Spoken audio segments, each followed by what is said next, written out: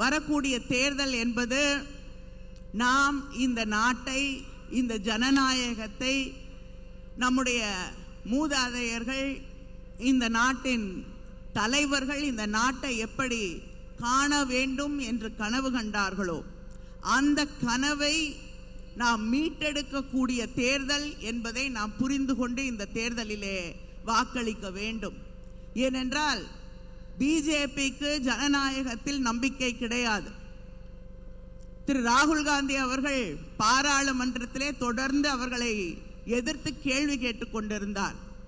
அதானிகளை பற்றியும் அம்பானிகளுக்கும் அவர்கள் செய்து கொண்டிருந்த சேவைகளை எல்லாம் கேள்வியாக அங்கே பொழிந்தார் என்ற ஒரே காரணத்திற்காக அவரை நாடாளுமன்றத்திலிருந்து விலக்குவதற்கு அத்தனை வழிவகையும் செய்ததுதான் பிஜேபி.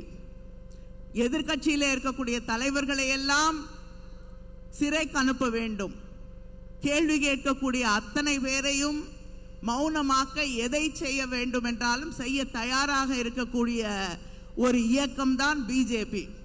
அதனால இந்த நாட்டிலே பேச்சுரிமையை காப்பாற்ற வேண்டும், சாதாரண சாமானிய மக்களுடைய உரிமையை காப்பாற்ற வேண்டும் என்றால் இந்த தேர்தலிலே இந்திய கூட்டணி வெற்றி பெற வேண்டும் என்பதை நாம் மனதிலே நிறுத்திக் கொள்ள வேண்டும்.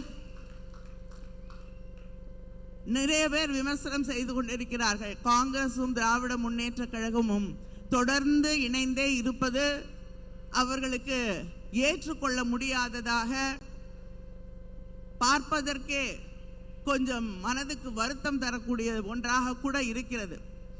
அவர்கள் புரிந்து கொள்ள வேண்டும், திராவிட இயக்கத்தின் அடிப்படை கொள்கைகளாக நாம் எதை நினைக்கிறோமோ, திராவிட இயக்கம் எல்லோருக்கும் வாய்ப்பு கொடுக்கக்கூடிய, இந்த சமூகத்தில் இருக்கக்கூடிய அத்தனை பேருக்கும் ஒரு நீதியை உருவாக்கக்கூடிய இயக்கமாக இருக்க வேண்டும் என்று, எல்லோரும் இருக்க வேண்டும் என்று நினைக்கக்கூடிய இயக்கம்.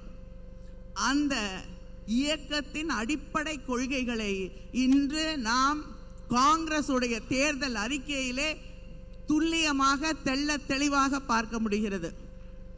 தலைவர் கலைஞரின் கனவாக இருந்த தனியார் நிறுவனங்களிலும் இடஒதுக்கீட்டை கொண்டு வர வேண்டும் என்ற அந்த கருத்தை இன்று காங்கிரஸ் தேர்தல் அறிக்கை பிரதிபலித்துக் கொண்டிருக்கிறது.